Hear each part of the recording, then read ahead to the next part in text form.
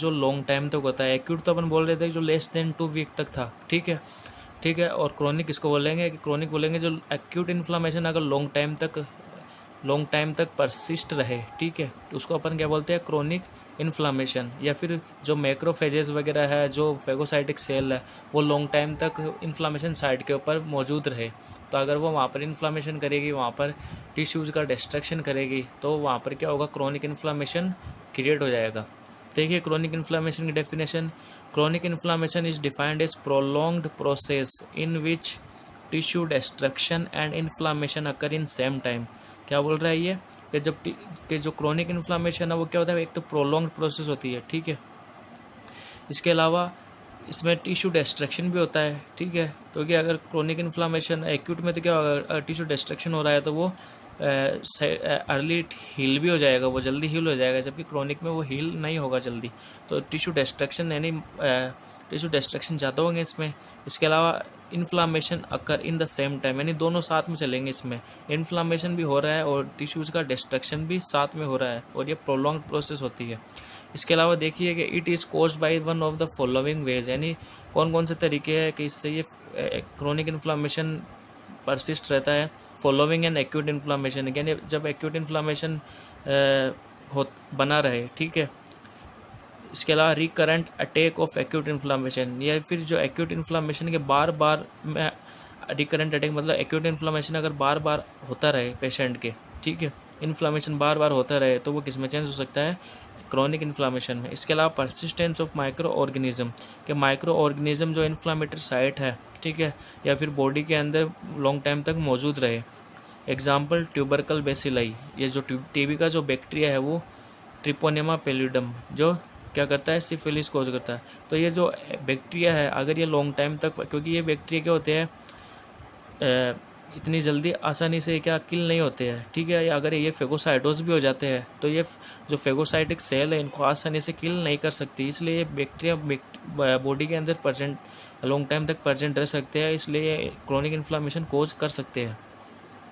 इसके अलावा prolonged exposure to non degradable toxic substance, non degradable यानी जो ब्रेक नहीं होने वाले हैं, जैसे सिलिका और टॉक, ठीक है, अगर ये बॉडी के अंदर प्रेजेंट है तो ये क्या है, नॉन डिग्रेडेबल है, नॉन ब्रेकेबल है, ठीक है, तो ये क्या कोज कर सकते हैं, क्रोनिक इन्फ्लामेशन कोज कर सकते हैं। फिर अपन देखिए साइन एंड सिम्टम या फिर systemic effect of chronic inflammation. इसके तो देखिए फर्स्ट है फीवर, ठीक है, अगर जाहिर सी बात है इन्फ्लामेशन होगा तो फीवर होगा, तो इसमें साथ में आपको क्या देखने मिलेगा, fever often with loss of weight and weakness, यानी वेट भी लॉस होगा और weakness.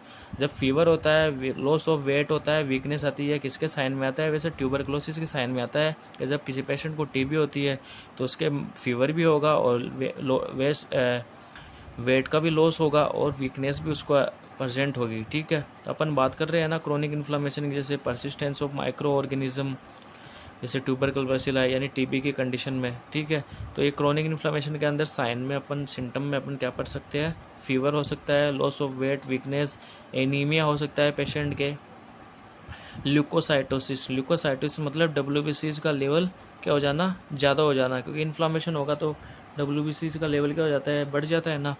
There is relative lymphocytosis in this case, यानी रिलेटिव लिम्फोसाइटोसिस का मतलब है लिम्फोसाइट का लेवल क्या हो जाता है, बॉडी के अंदर बढ़ जाता है, ठीक है। बी लिम्फोसाइट, टी लिम्फोसाइट वगैरह होते हैं ना, वो इन्फ्लामेशन के अंदर हेल्प करते हैं।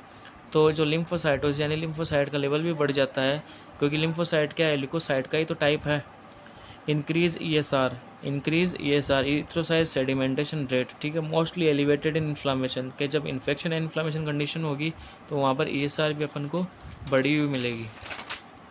इसके अलावा एमाइलोइडोसिस, ठीक है, एमाइलोइडोसिस क्या होता है,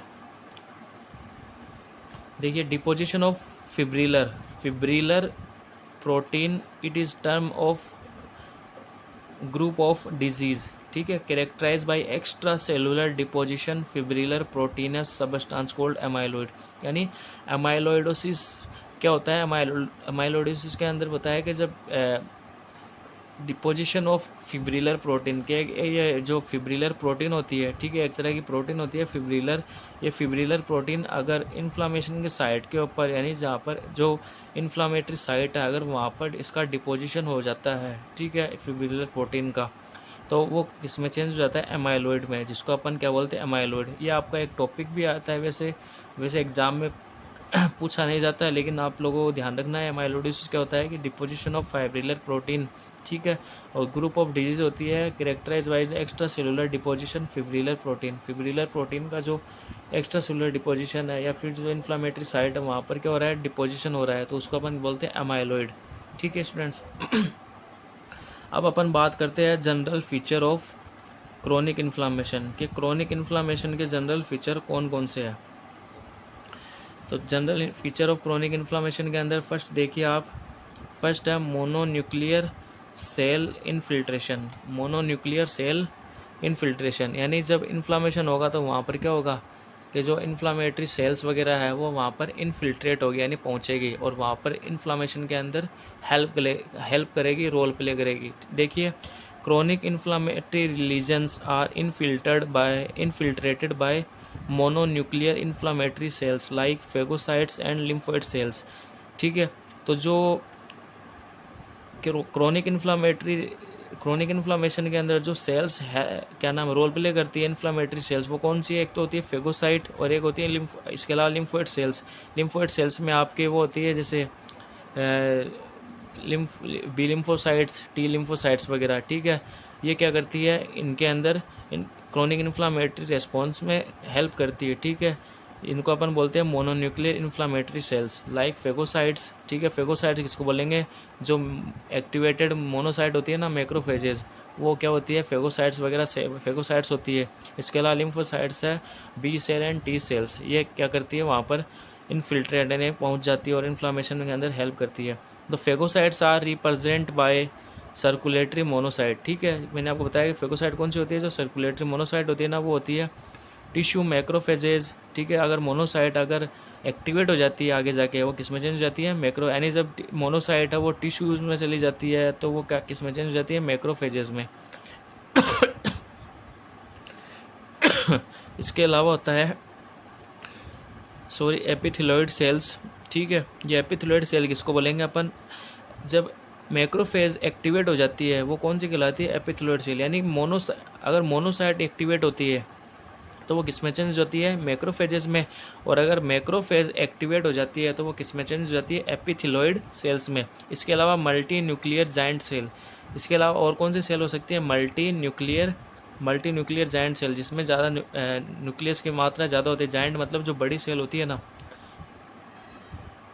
मल्टी न्यूक्लिएटेड जायंट सेल्स, ये भी क्या करती है, इन्फ्लामेशन के अंदर हेल्प करती है। फिर आगे देखिए, the macrophages are the most important cell in the chronic inflammation, ठीक है। एक्यूट में तो कौन सी थी, न्यूट्रोफिल्स, इसमें मैक्रोफेजेस है।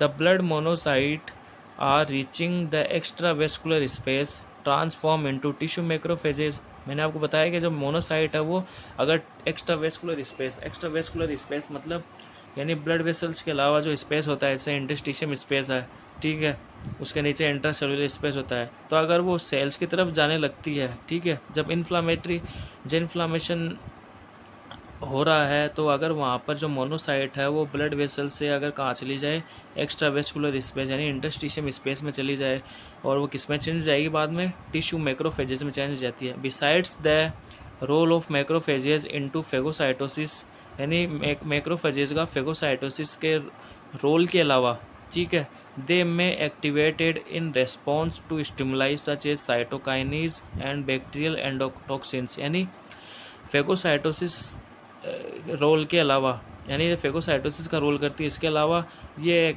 मैक्रोफेजेस है, ठीक है, ये कैसे एक्टिवेट होती है, ये एक्टिवेट होती है in response to stimuli such as cytokines and bacterial endotoxin. यानी जब इन्फ्लामेटरी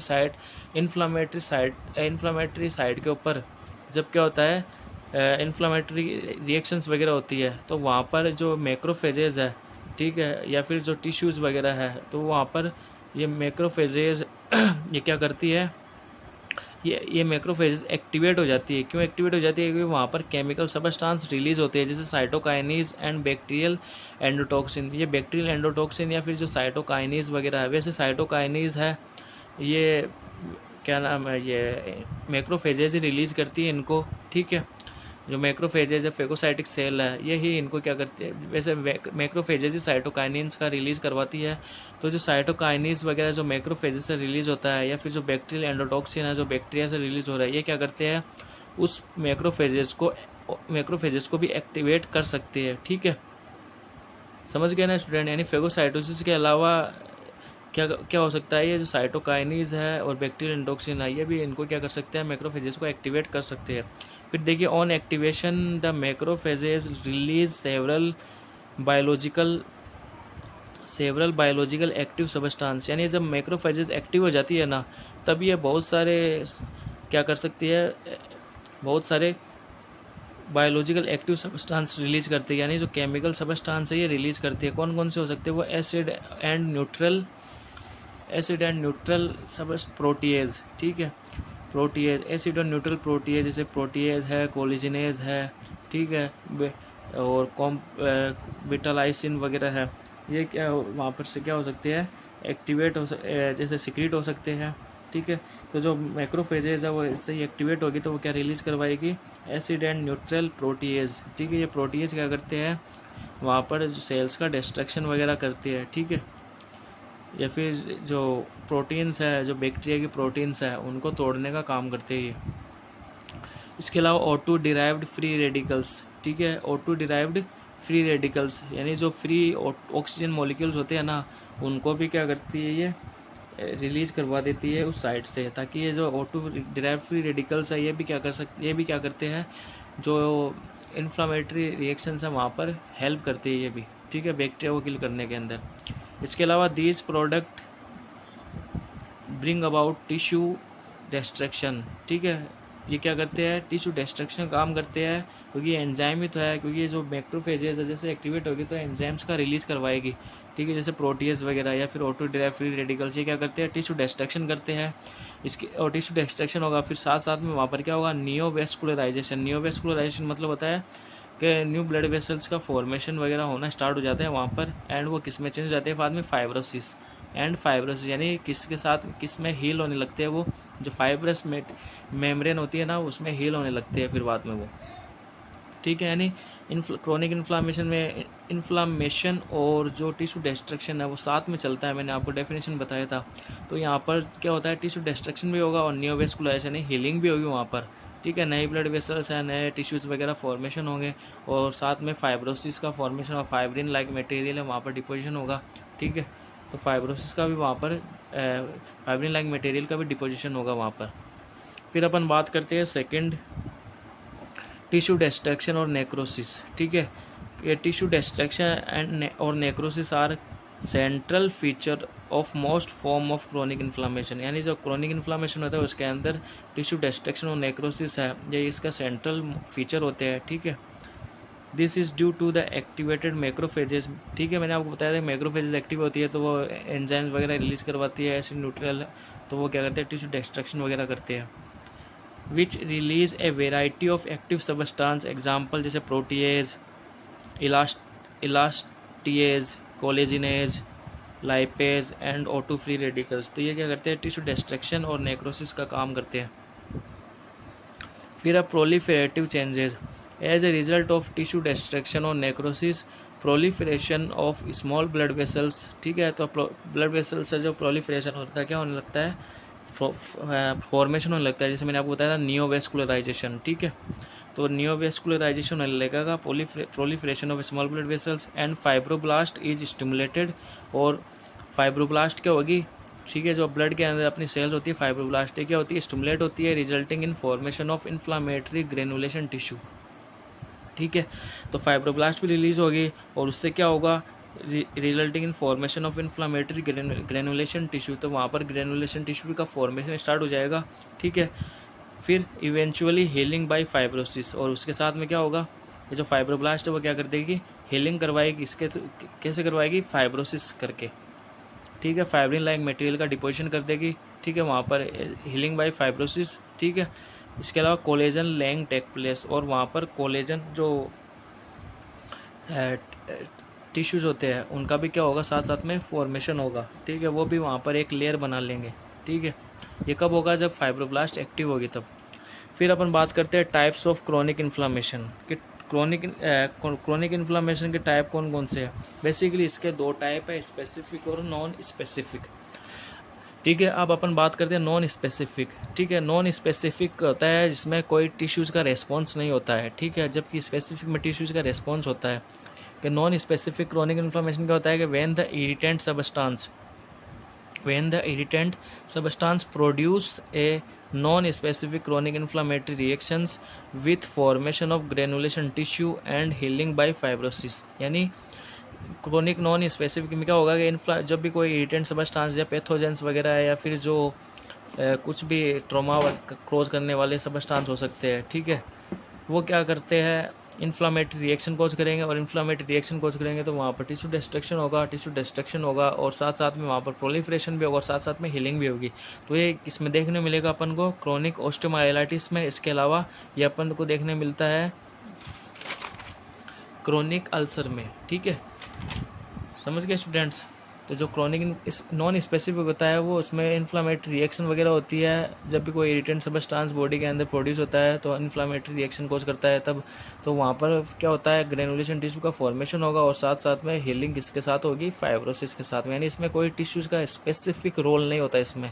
तो ये अपन को इसमें देखने मिल सकता है क्रोनिक ऑस्टियोमाइलाइटिस में या फिर क्रोनिक अल्सर्स वगैरह में। क्योंकि जब अल्सर वगैरह होते हैं तो वहाँ पर क्या होते हैं, तो अल्सर वो जब हील होते हैं तो वो किस में हील, तो जब हील होंगे तो वो स्कार में चेंज हो सकते हैं। ठीक है, अगर वो क्रोनिक है तो क्रोनिक है तो वो क्या होंगे, स्कार में चेंज हो जाएंगे, या फिर जो फाइब्रोब्लास्ट है वो एक्टिवेट हुए हीलिंग बाय फाइब्रोसिस के थ्रू उसको क्या कर देगी, हील कर देगी। ठीक है, तो वो अल्सर है वो फाइब्रस मटेरियल वहाँ पर डिपॉजिट हो जाएंगे अल्सर के ऊपर।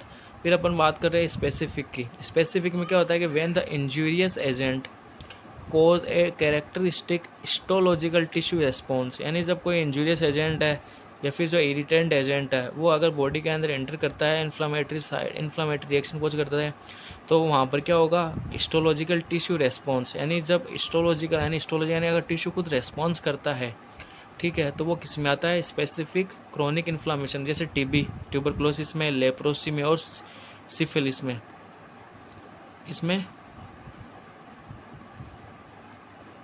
सिफिलिस में यानी टीबी के अंदर, लेप्रोसिस में, सिफिलिस में, इसमें क्या होता है, टिश्यूज का रेस्पॉन्स देखने को मिलता है अपन को। ठीक है, आगे देखिए, histologic feature are used for classifying chronic inflammation into two types. यानी जो हिस्टोलॉजिकल फीचर है वो कैसे, मतलब क्रोनिक इन्फ्लामेशन में कैसे हेल्प करेंगे, वो उनको दो टाइप में डिवाइड किया गया है। जैसे फर्स्ट है chronic non specific inflammation. Chronic non specific inflammation ये किसका टाइप है, स्पेसिफिक का। ये देखिए, it is characterise by non specific inflammatory cell infiltration. ठीक है, तो यहाँ पर क्या होगा कि क्रोनिक नॉन स्पेसिफिक इन्फ्लामेशन में जो इन्फ्लामेटरी सेल्स होती है, ठीक है, जो फेगोसाइट्स वगैरह लिम्फोइड सेल्स है, वो क्या करती है, वहाँ पर इनफिल्ट्रेट होती है, क्रोनिक इन्फ्लामेशन की साइड पे पहुँचती है। ठीक है, एग्जाम्पल क्रोनिक ऑस्टियोमाइलाइटिस में और लंग एब्सिस में। ठीक है, a variant of this type of chronic inflammatory response is chronic suppurative inflammation. यानी अगर इसका अपन एक वेरिएंट, यानी अगर इसका एक वे देखें अपन, ठीक है, वेरिएंट होता है इसके, जैसे वैरायटी होती है ना, ठीक है, तो इसमें क्या देखने मिलेगा अपन को कि जो क्रोनिक इन्फ्लामेटरी रिस्पॉन्स जब होगा तो वहाँ पर सेल्स वगैरह क्या होगी, इन्फ्लामेटरी सेल्स वगैरह इनफिल्ट्रेट होगी जाएगी वहाँ पर और इन्फ्लामेटरी रिएक्शन कोज करेगी, तो वहाँ पर वो क्या करेंगे, सुपुरेशन का फॉर्मेशन करेंगे। सुपुरेशन मतलब पस का, एब्सिस का फॉर्मेशन होगा वहाँ पर।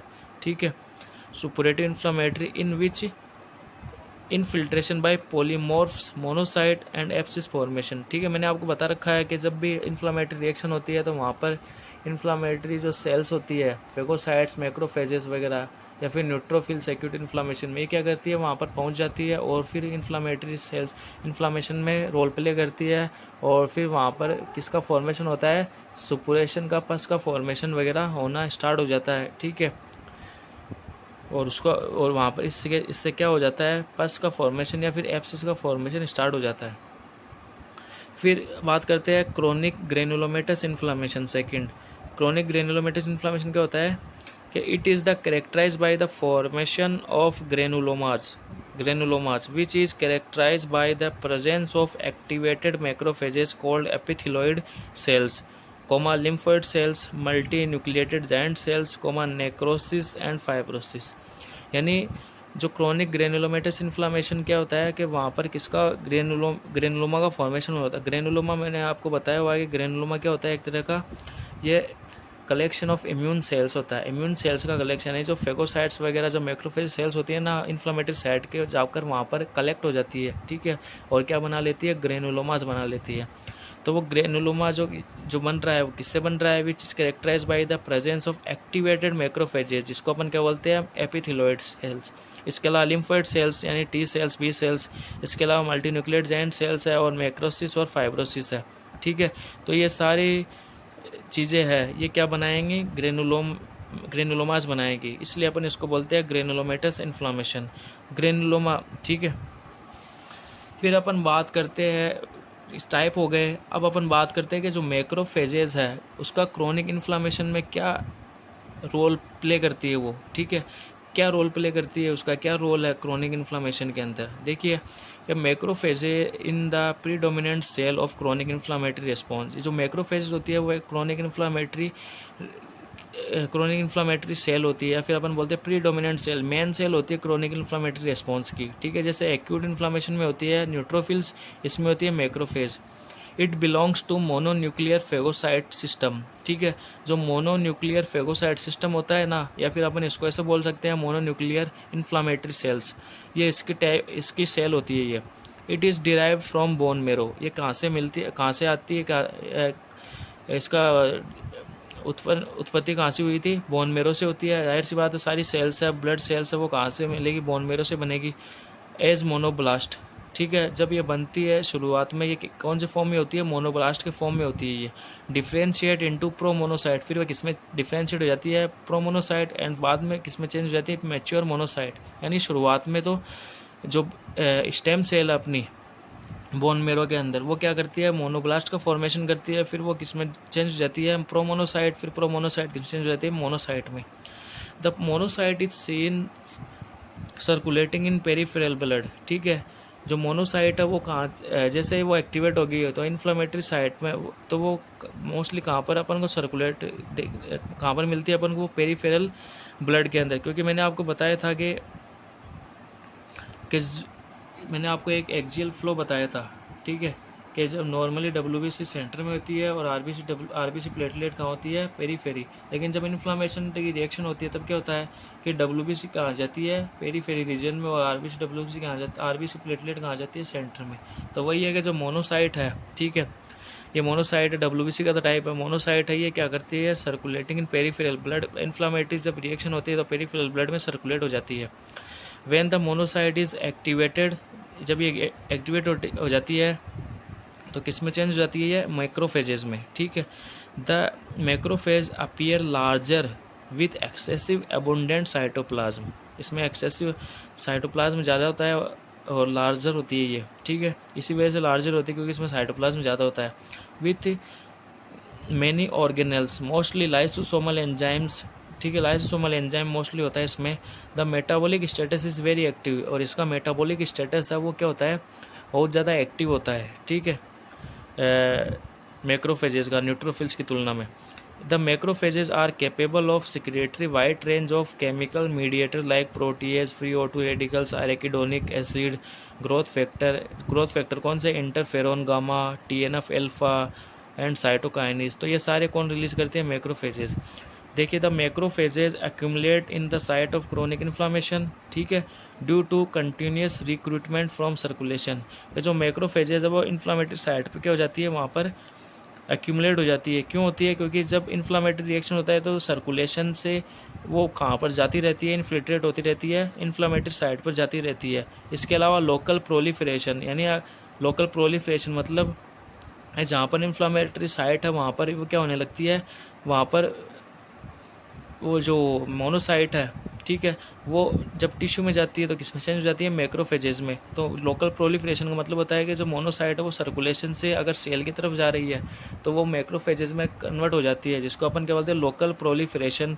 ठीक है, and immobilisation of macrophages from the site of inflammation. और इमोबिलाइजेशन मतलब कि जो मैक्रोफेजेस है वो इन्फ्लामेटरी साइड से हट ही नहीं रही है।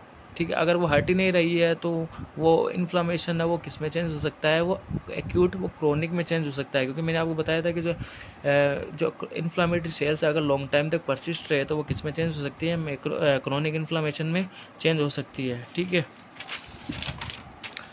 अदर सेल्स लाइक एनी, इसके अलावा और सेल कौन कौन सी इसमें रोल प्ले करती है, लिम्फोसाइट्स है, प्लाज्मा सेल्स है, mast cell also play role in chronic inflammation. ठीक है, फिर अपन बात करते हैं ग्रेनुलोमा, कि ग्रेनुलोमा क्या होता है। ठीक है, स्पेसिफिक अपन बात करते हैं ग्रेनुलोमा क्या होता है। ग्रेनुलोमा क्या होता है, it is referred to as collection of activated macrophages called epithelioid cells surrounded by lymphocytes, occasional plasma cell and fibroblastic cell. यानी जो ग्रेनुलोमा है वो क्या होता है कि एक्टिवेटेड मैक्रोफेजेस का कलेक्शन होता है, जैसे एपिथेलियोइड सेल का कलेक्शन हो गया। सराउंड किससे सराउंड होता है, ये लिम्फोसाइट से सराउंड होता है, और इसके ओकेजनली प्लाज्मा सेल से भी सराउंड हो सकता है और फाइब्रोब्लास्टिक सेल से सराउंड होता है। इसको अपन क्या बोलते हैं, granuloma. It is tiny lesions about 1 mm इन डायमीटर, कि जो ग्रेनुलोमा है वो डायमीटर में अपन बात करते हैं कितना होता है, 1 mm इन डायमीटर, 1 mm के डायमीटर का होता है ये। टीनी लीजन होता है, छोटा लीजन होता है ये। ठीक है, जो इम्यून सेल से बनता है। अब इसके अंदर कौन कौन से होते हैं, इसके टाइप, यानी अपन बात करते हैं कि कौन कौन से है सेल्स है जो ग्रेनुलोमा बना रही है। फर्स्ट बात करते हैं अपन एपिथेलियोइड सेल की। एपिथेलियोइड सेल क्या होती है, it is an activated macrophages, ठीक है, with cytoplasmic outline and abundant pale pink granular cytoplasm. यानी एक्टिवेटेड मैक्रोफेजेज का रूप होती है एपिथेलियोइड सेल, और इसमें अपन को क्या देखने को मिलेगा, पेल पिंक ग्रेनुलर साइटोप्लाज्म देखने मिलेगा अपन को, विथ ओवेल वेसिकुलर न्यूक्लियाई। और जो न्यूक्लियाई है वो कैसा दिखने का, ओवेल वेसिकुलर। ठीक है, ओवेल शेप का दिखाई देगा अपन को। Since this cell has got a resemble to that of an epithelial cell so it is name epithelioid cell. यानी इस सेल का जो नाम है एपिथेलियोइड के ऊपर, क्योंकि ये एपिथेलियल सेल के जैसे दिखाई देती है, resembling like epithelial cell. It is a metabolically active cell but weakly phagocytic than macrophages. यानी जो ये एपिथेलियोइड सेल है इसका मेटाबॉलिकली ये एक्टिव होती है, लेकिन वीकली कैसे होती है, फेगोसाइटिक के तौर पे देखे अपन कि ये बैक्टीरिया को किल करने में कितनी सक्षम है, तो मैक्रोफेजेस की तुलना में थोड़ी कम सक्षम है, जबकि मैक्रोफेजेस ज़्यादा है। फिर अपन बात करते हैं जायंट सेल। जायंट सेल क्या होती है, multi nucleated giant cell are formed by fusion of epithelioid cell. यानी जब एपिथेलियोइड सेल फ्यूज होती है, एपिथेलियोइड सेल का जब फ्यूजन होता है वो किस में चेंज हो जाता है, जायंट सेल में। एंड में हैव 20 और मोर न्यूक्लियाई, जिसमें कितने न्यूक्लियाई प्रेजेंट होते हैं, 20 से ज़्यादा न्यूक्लियाई प्रेजेंट हो सकती है। जो न्यूक्लियाई में भी arrange at the periphery like horse shoe और रिंग। ठीक है, जो न्यूक्लियाई है वो पेरीफेरी रीजन में, यानी सेल के जो पेरीफेरी रीजन में परसेंट होंगे। ठीक है, कैसे, हॉर्स शू शेप के या फिर रिंग शेप के, और आर क्लस्टर्ड। ठीक है, और आर क्लस्टर में भी हो सकते हैं, गुच्छे में भी हो सकते हैं, एट द टू पोल। ठीक है, एट द टू पोल, जिनको अपन क्या बोलते हैं, लेंगन्स जायंट सेल। ठीक है, अगर पेरीफेरी रीजन के अंदर ये जो जायंट सेल अगर क्लस्टर के फॉर्म में है, ठीक है, अगर क्लस्टर के फॉर्म में ये यानी ये देखिए ये सेल है, ठीक है, यहाँ पर एक ये क्लस्टर हो गया, एक ये क्लस्टर हो गया सेल का, जायंट सेल का, तो ये क्या कहलाएंगे, लेंगन्स जायंट सेल। ठीक है, और अगर बात करते हैं दे में बी प्रेजेंट सेंट्रली। ठीक है, अगर यही जायंट सेल अगर सेंटर में प्रेजेंट होती है तो इनको क्या बोलते हैं अपन, फॉरेन बॉडी जायंट सेल। ठीक है, यानी दो तरह की जायंट सेल होती है, लेंगन्स जायंट सेल जिसके जो क्लस्टर है वो दोनों पोल के ऊपर प्रेजेंट होते हैं। ठीक है, और अपन बात करते हैं फॉरेन बॉडी जायंट सेल की, जिसमें क्या होता है, जो जायंट सेल है वो सेंटर में प्रेजेंट होती है। ठीक है, the former are commonly seen in TB, this cell also weakly phagocyte. यानी ये जो जायंट सेल अपन को इसमें देखने मिलेगी, टीबी के अंदर देखने मिलेगी, और ये भी क्या होती है, वीकली फेगोसाइटिक होती है देन द मैक्रोफेजेस। इसके अलावा तीसरी होती है नेक्रोसिस, नेक्रोटिक सेल। इसके अलावा फाइब्रोसिस, यानी ये भी तो ग्रेनुलोमाज के अंदर इनको भी मिलाकर अपन ग्रेनुलोमा ही बोलेंगे, ठीक है। जैसे एपिथेलियोइड सेल हो गई, जायंट सेल हो गई, इसके अलावा वहाँ पर नेक्रोसिस हो रहा है तो नेक्रोसिस वहाँ पर सेल्स है, नेक्रोटिक सेल, ठीक है, नेक्रोसिस या नेक्रोटिक सेल, ठीक है। इसके अलावा फाइब्रोसिस है, जो फाइब्रोब्लास्ट सिस्टम जो हीलिंग हो रही थी ना फाइब्रोसिस से, तो ये सब मिलकर क्या बनाते हैं, ये ग्रेनुलोमास का फॉर्मेशन करते हैं, ठीक है। ठीक है स्टूडेंट्स, तो ये आपका ये इन्फ्लामेशन है वो कंप्लीट हो चुका है अब।